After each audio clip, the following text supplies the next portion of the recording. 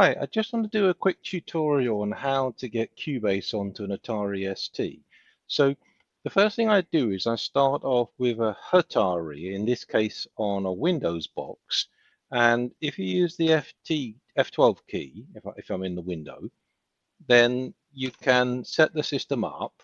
You could go for a faster system to make copying easier, but the main thing is I put in Atari GEMROM, and then on the floppy disk images, I went and got this Cubase 2.0 disk 1 ST image, and the same with disk 2, and I mounted them on A and B, and then I have a GEMDOS mounted in the hard disk here, GEMDOS, and it's an Atari ST disk.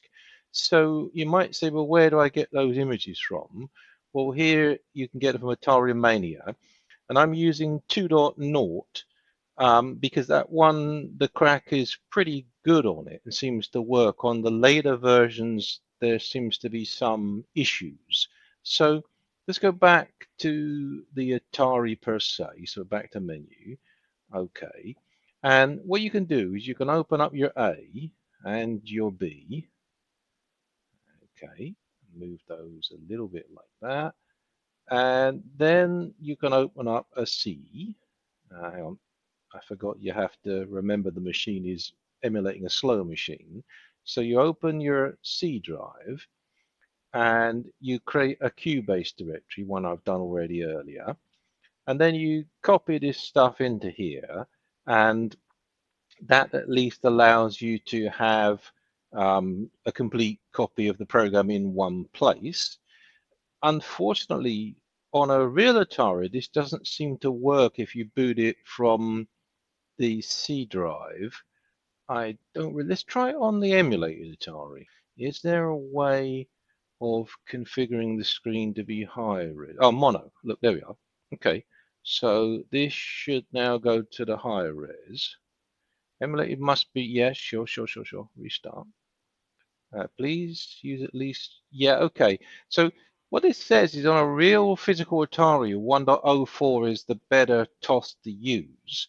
But we'll carry on at the moment because my physical Atari has 1.02, and the Sidecart I'm going to show you in a minute on a physical Atari is also running 1.02. So that's more like it. So let's open A and let's open B.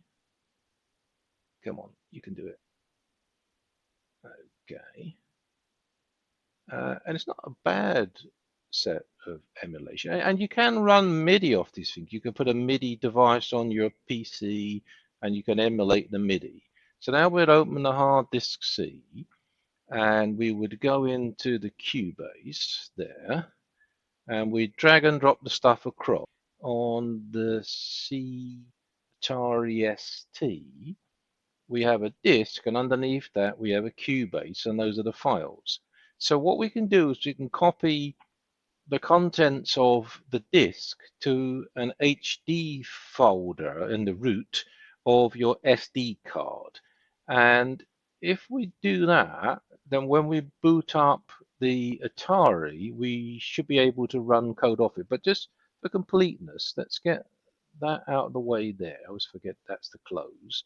And let's try and run Cubase from here, because this is what you'll see on the main Atari. And that's just worked, but it doesn't work for me on the physical Atari. I have to mess around with my Gotek drive. Um, unless what it is that it's seeing the A and the B and it finds all the files it wants. But anyway, that's how you can do it on an emulator. So now this is a physical Atari where what I've had to do is to copy the image 1 onto the first slot of a Gotek and image 2 onto the second slot. And on the real machine, I have an ST as well, which doesn't have a Gotek.